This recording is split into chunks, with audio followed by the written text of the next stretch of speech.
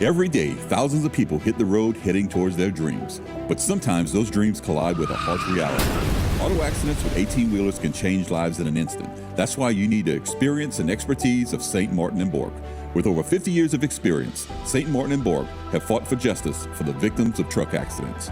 If you've been in a wreck with an 18-wheeler, know your rights. Call St. Martin and Bork today to schedule your free consultation.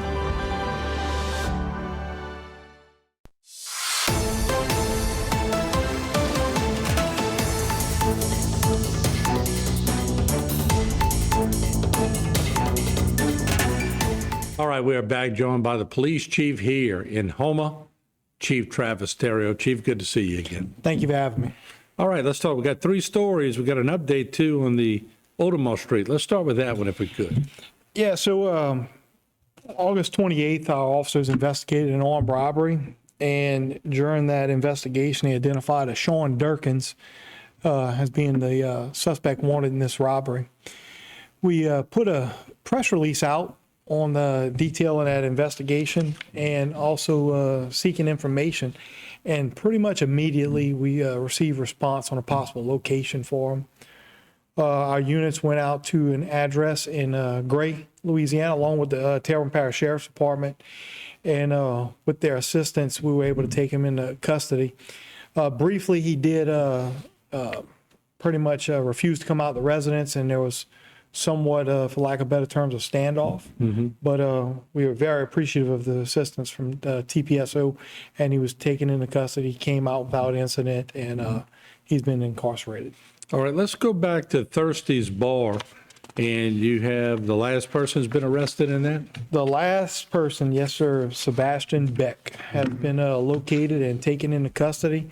If I'm not mistaken, I believe he was taken into custody in Baytown, Texas. And that was also done without incident. And he'll be eventually extradited back to Houma, Louisiana, where you'll see a trial. Yeah, so you had Dontrell Allen, Devon Randall, Adrian Williams, Akeem Ross, and now Sebastian Beck. Yes, sir.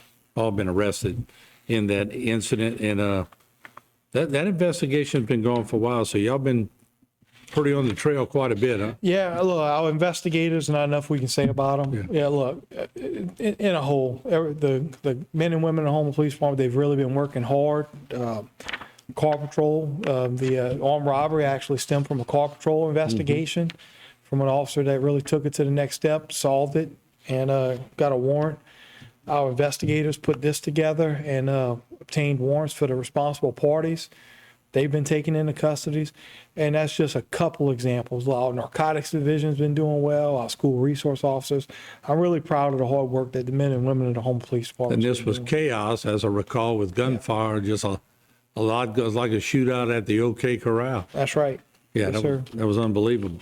And then y'all about to do a DWI checkpoint too. Correct. Tell us a little bit about that. Yeah, so on Wednesday, September 4th, there will be a DWI checkpoint that will be conducted somewhere within the city limits of Houma, Louisiana. And we'll be out there trying to get some drunk drivers off the road. So we would encourage everyone, if you drink, don't drive. And, it's always the best policy to bring you a designated driver if you decide to go out anywhere. And we're just trying to make Houma a safer place.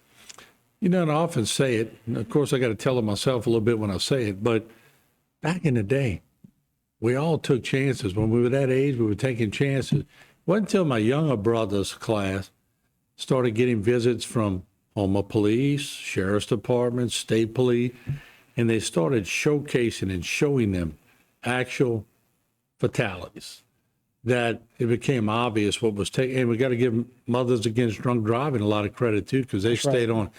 But it changed. And although we still see quite a few DWIs and all, I guarantee the percentage is down because there's a designated driver, especially I got to give these young kids some credit. They pick a person, that's the driver, they don't drink. So what y'all have done to be proactive is paying off. Right. I think today's youth do a much better job of what the youth of 20 and 30 years ago did. They heed the warnings. I find they're much more responsible when it comes to drinking and driving. You still have certain individuals that'll decide that the risk is worth it, and quite oftentimes it's not. And from the law enforcement standpoint, whenever you have to go and tell their loved one that they've been killed by a drunk driver or because they were a drunk driver, it's not something that you enjoy doing in your career. And if we can just make an impact on a few lives, it's all worth it. And I tell that to people all the time, especially when we used to do the beat and we reported a lot on those types of things. The worst thing that y'all ever look forward to is going to knock on somebody's door. That's right. That's right. And look, and drinking and driving, is a problem. But now you have a new evil, and it's texting and driving. It's all in everybody's handphones, the cell phones. The phone call can wait. Yeah. That phone call is not important if you hurt yourself or someone else. Especially when the fatality happens and it ends up going to court, and then I guess they ping or get the records, and they show that at that exact time, texting was going on. Any chance we're going to get some laws in quick order maybe to protect, or devices in the car to make it stop? I don't know if we would see that. I think it's going to be right along the lines with drinking and driving. Mm-hmm. And it's just going to be a learned behavior that we need everyone to just comply with. Yeah. The technology in vehicles now with hands-free headsets, just about every car you buy has the capability of doing it. So I think the technology is there. That's going to get a lot better.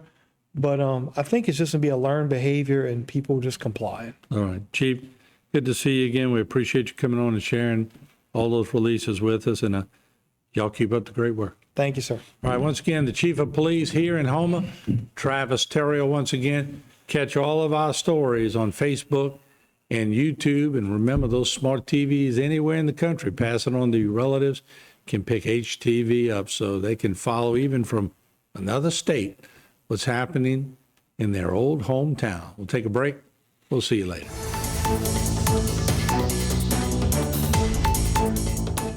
Today's social media segment is brought to you by South Louisiana Bank. It's better when we bank together. Waits and Downer, attorneys at law. Terrebonne Ford, built Ford tough.